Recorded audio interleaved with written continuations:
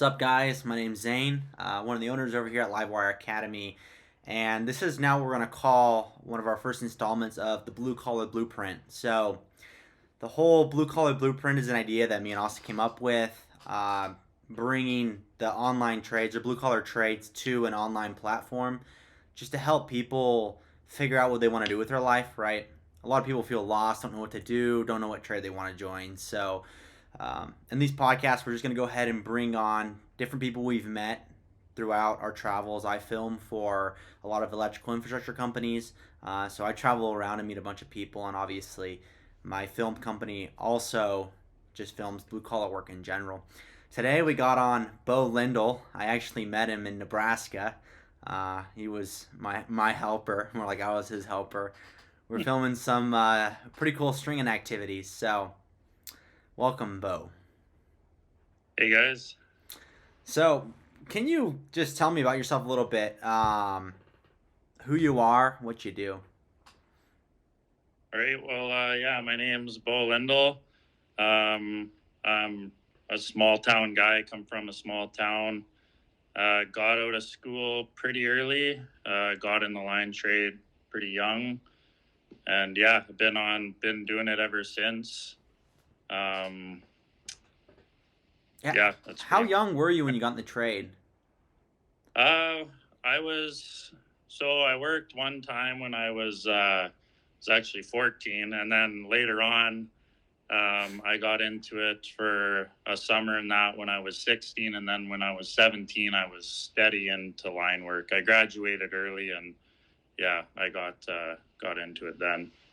So, for everyone who doesn't know, I'm from America, Phoenix to be exact, and Beau is. You're in. Are you in Toronto right now? I know you're from Canada, somewhere in the middle of Yeah. nowhere, right? But Yeah, I'm from Manitoba, Canada, yeah. a small town, probably about maybe 20 people in it.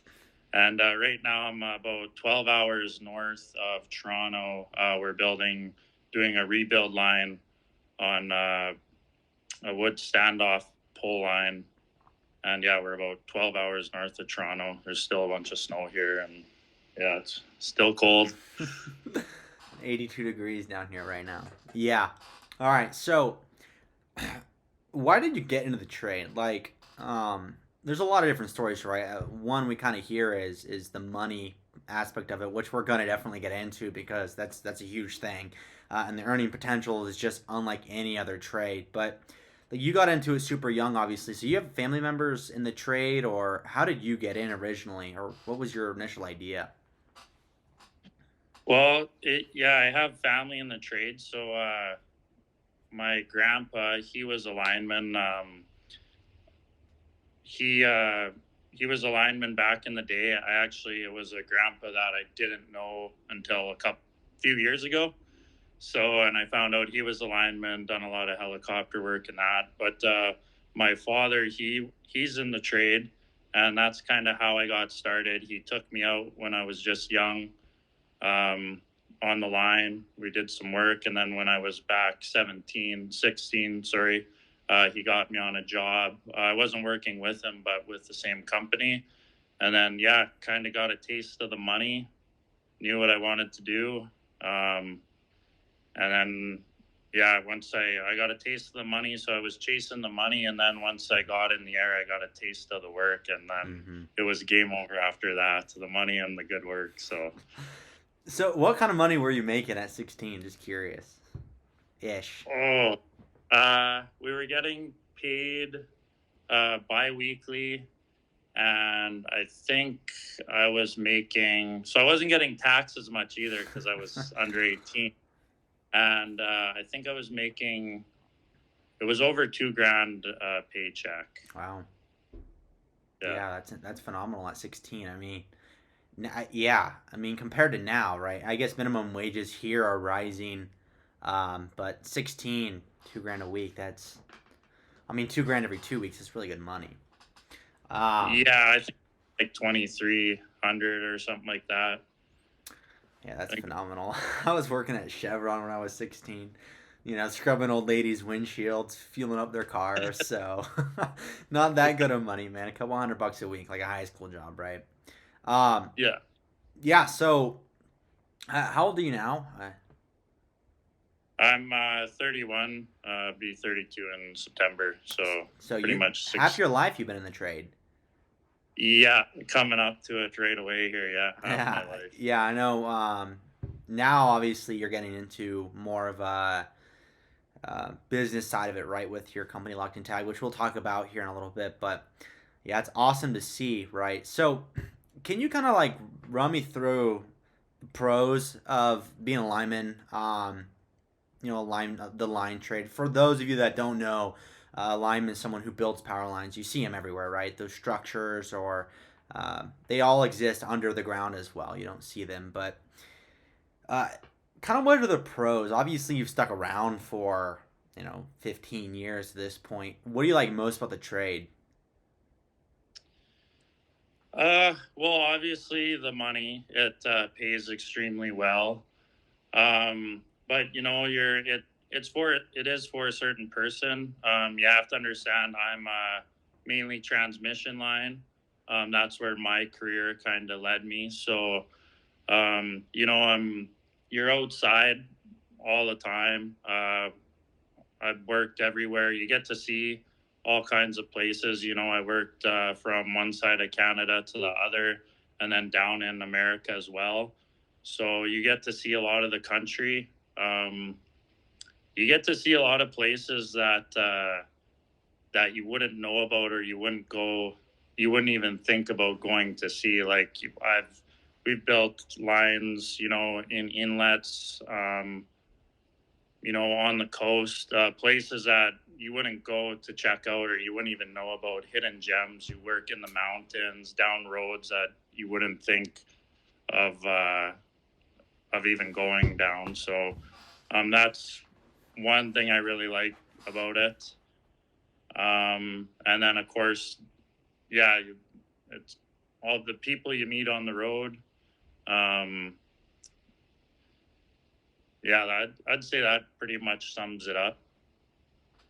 Yeah, The money so and the it's definitely the travel part of it is crazy. Because I think Austin, he was supposed to actually be on this interview, but he's actually bolting out for Storm. I think he's headed for Philadelphia. Uh, he actually just got canned the other day because they brought an apprentice on instead. He needed to get his hours, so his ego was hurt a little bit. But he just got a Storm call right 2 days later, which is really where you make the cheddar.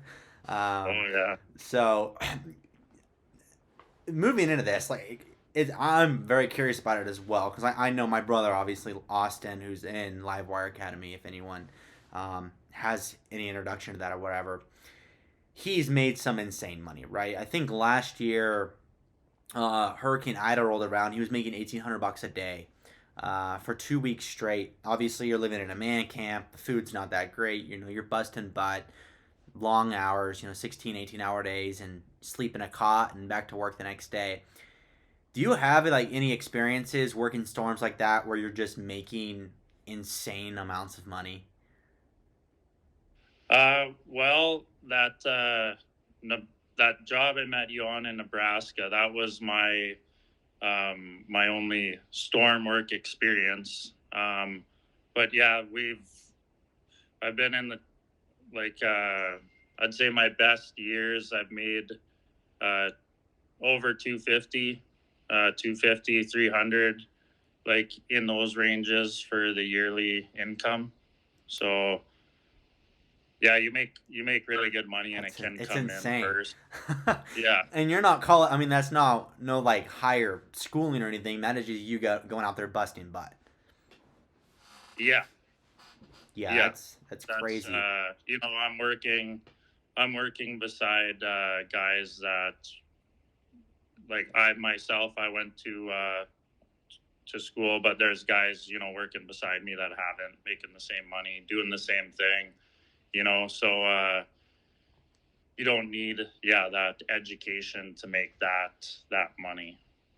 Yeah, it's insane because like people here. about linemen making 200,000, 250,000, and I think they can't like conceptualize it because they've always been a little bit taught that blue collar trades are just for the ordinary man. But they don't realize how truly well that get pays, right? Um, you're talking about being in the top 1-2% earner of the world in this single trade. I think that is what makes this trade so unique. Obviously, the nature of the work, right? Utilizing helicopters, heavy machinery. You're working with 200,000 volts, 500,000 volts. Obviously, it's very dangerous. It's much safer now, obviously. But people just don't seem to realize how truly insane the money is. And I know money's not everything, but money does make the world go around. So it's crazy. Just to hear those figures blows my mind. To think like someone thinks you got to be a corporate executive to make 300 grand a year. You could just be some redneck out there building power line. Well, yeah, that's the thing too. You can that those years where I made it an extreme amount, those were long hours every day. Out on the road, not being home too often at all. Working the full year. But if you look at those numbers, you could work half the year, and you're still making really good money. You're still making, say, over 100K, right? Or you only need 60,000. Really, is I think the number is to have a good lifestyle. So anything over that, you know, it's Yeah, pretty. You can make that pretty quick in the line trade. That's for sure. actually, yeah, Austin had two instances last year where he booked netted over 20,000 in under 2 weeks, two separate times. Oh, So like you're talking about making netting 45,000 in a month's period. Obviously, one was a giant northwestern storm. The per diem. They pay you the per diem, and then your double time because it's storm. And it's crazy, right? The money is absolutely flowing in those instances, and that's somebody's yearly salary in a month, um, oh, it, which is just like asinine to think about. But it's hard, right? People always, I think the biggest thing is people think like to make that type of money you have to be working 24/7, and that's just not the truth. We know plenty of guys, probably me and you, who mm-hmm. work just storm. They work 4 months out of the year and they make 150,000. Right now, it's 4 months straight of work, but that's 150,000 for 4 months of work. So that's just crazy. Sorry to harp about the money, but it blows my mind. I've had friends, that go on storm or firework too. Fireworks Yeah. huge, and yeah, they go away for say 3 months, and yeah, like you say, 150K, or you know, it's yeah, you can make a yearly income, a high yearly income in the first quarter of the year. So it says a lot about what there is to be made out there for a guy that wants to work and yeah, just go out there and do a good job. So Yeah, so kind of moving on from that. I mean, I could sit here and talk about the money all day, but I won't. Where do you kind of see the future of the trade going? Obviously, with all the electric vehicles coming on the road, it's going to be extremely taxing, obviously, on the power grid. New power generation sources are going to be there, right? Windmills, green energy, which I don't personally really agree with right now. I don't think we're at a point where we can sustain ourselves that way, but where do you kind of see it going over the next 5-10 years? Do you think demand is going to skyrocket? Uh, what are your thoughts on that? yeah, no, I think about that a lot. There's the electric vehicles. This is going to get booming here. Our whole entire grid's going to need upgrading. Our generation stations are going to need upgrading. Our substations, our distribution lines, our transmission lines. We're going to need a lot more to keep up with the demand. And not only electric vehicles, but also cryptocurrency that's becoming bigger and bigger, and that puts a demand on our power system as well. So, in the next little bit here, yeah, there's going to be a huge demand, and it's a perfect trade to be in. Honestly, in the next 10 to 20 years, it's going to be really booming, and yeah, there's going to be a ton of work there for us. And they're almost right now, there isn't enough line hands out there right now. We see it a lot up in Canada. It's hard to find good line hands and just people in general that want to do this work. And I think down in the States there too, that's the case too. Like, it's hard to get a lot of you know good line hands there, or people that want to do the work. So it's only going to get more and more demanding as we carry on. Yeah, I know there's a lot of people obviously who say, I went and signed the books, and we're talking about union right here. I'm just a big pro union guy. People are gonna do what they want to do, right? And they're like, well, I've been waiting around for a year. I'm like, well, how many books have you signed? You can go travel and sign as many books as you possibly like, right? In places here like Phoenix, right? We just were down actually the other day making a video how to sign the out of work books, right? And there's like 700 people on the books to be basically line hands grunts, right? I wonder how many of those people really have like went down to Tucson and signed the books down there, or up to North Mm. Flagstaff and signed the books there. And it's just these people are complaining, right? Oh, there's so many people. Oh, well, yeah, Phoenix is a hot spot. It's perfect weather 8 months out of the year, right? You should go find somewhere else, get into the apprenticeship program there. Once you're in, right? Once you're a journeyman lineman, you're set. Um, and that's the biggest thing, right? Is like you got to travel when you, especially get into the trade when you're young because you have that ability to travel. Complete the apprenticeship program. Obviously, if you go non-union, you don't really have to complete the apprenticeship program, but uh, yeah, just go and sign as many books as possible would be my Yeah. advice. What would your advice be for someone trying to get into the trade? Before this, we kind of talked about line schools, and um, I personally think they're a waste of money, but that's because I'm prejudiced. But what are your thoughts? I think it's probably different from up here than down there. Mm-hmm. I think in Canada, getting indentured, if that's what you want to do and get in the trade, it guarantees you a wage and a higher wage. But down in the States, it's a fair bit different.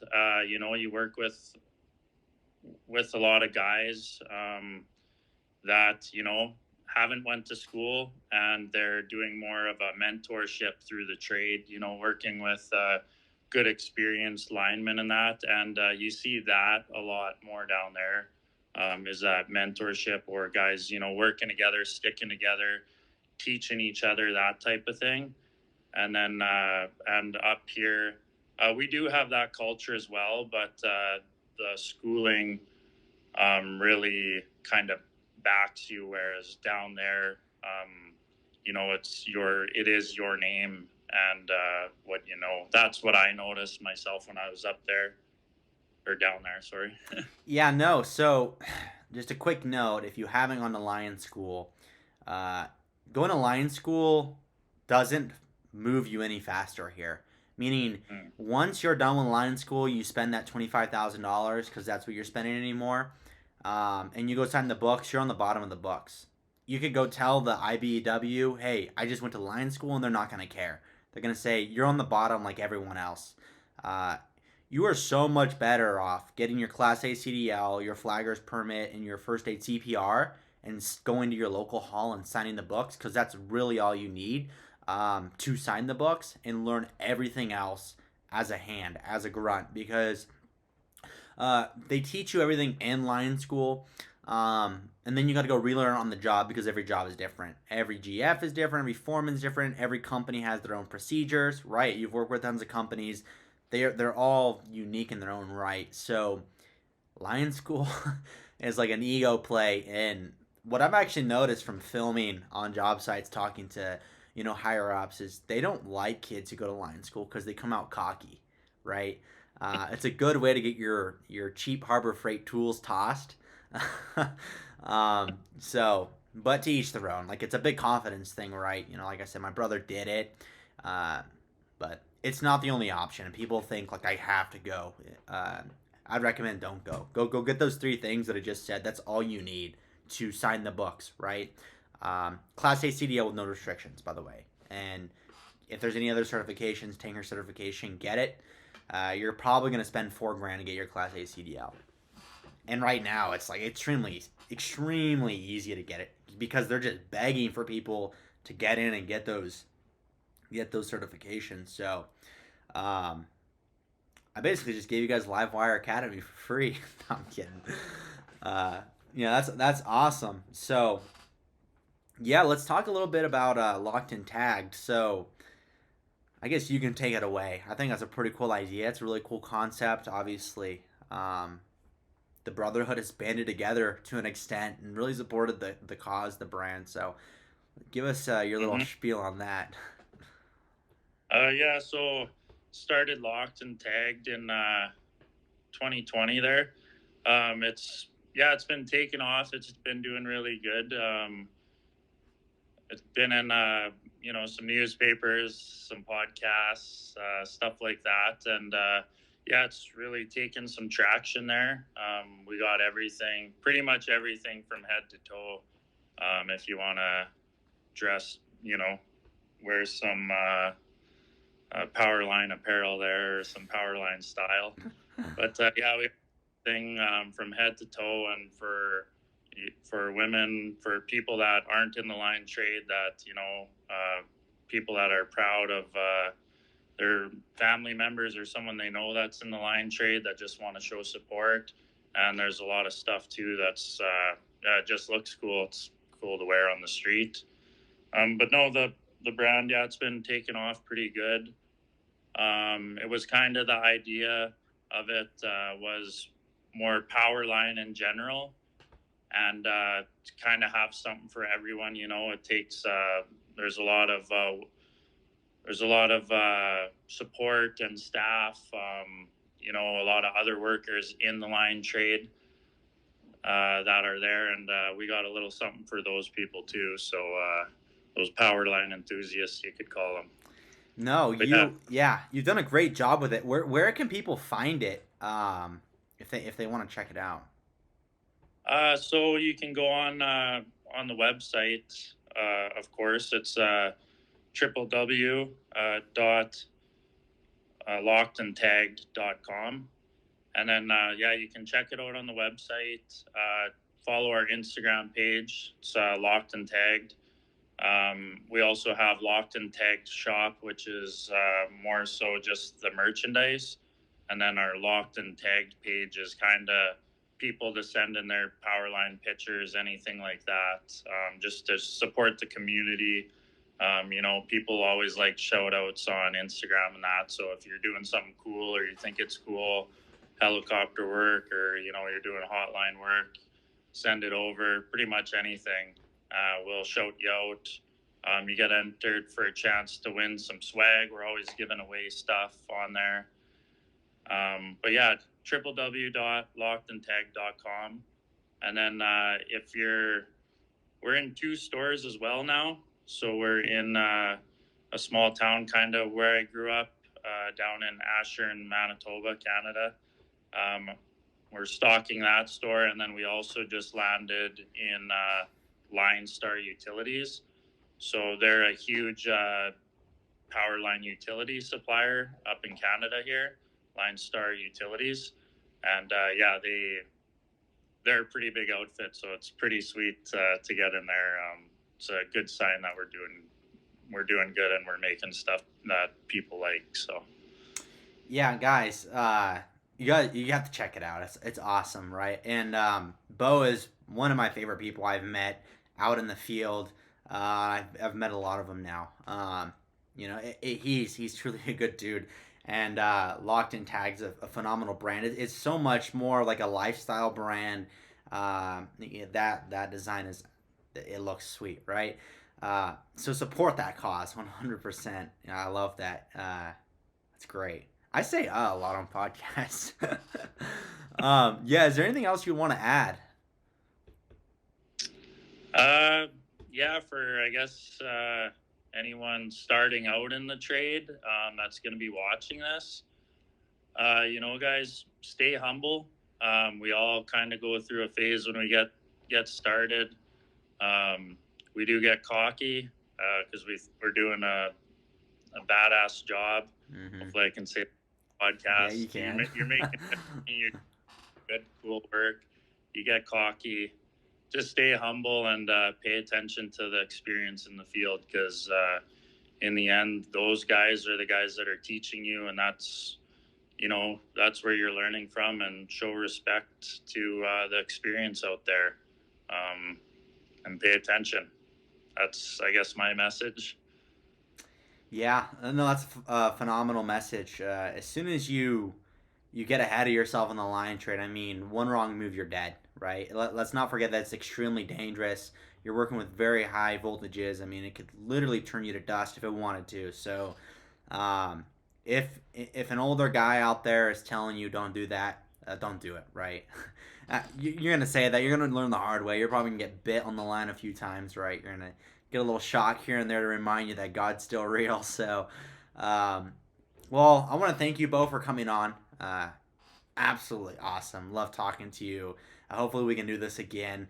For anyone who's interested in the trade, go ahead and check out learnlivewire.com. It's a pre-apprenticeship course. Basically, replaces Lion School. Teaches you everything you need to know, A to Z, on how to get started, how to get your certifications, what kind of gear you need, what to expect in the trade. Basically, what Beau just talked about. Um, the tools that you need to buy, don't buy cheap stuff. We have links to all that stuff, how to join the union, go non-union, how to make that decision right. So I guess this ends the first installment of the blue collar blueprint. We're just going to teach you guys how to make a ton of money in the blue collar trades, and can you continue to have people like Beau on. So thanks, Beau. I appreciate it. Carry it on. I appreciate you guys having me, and anytime you want to talk, let me know. All right.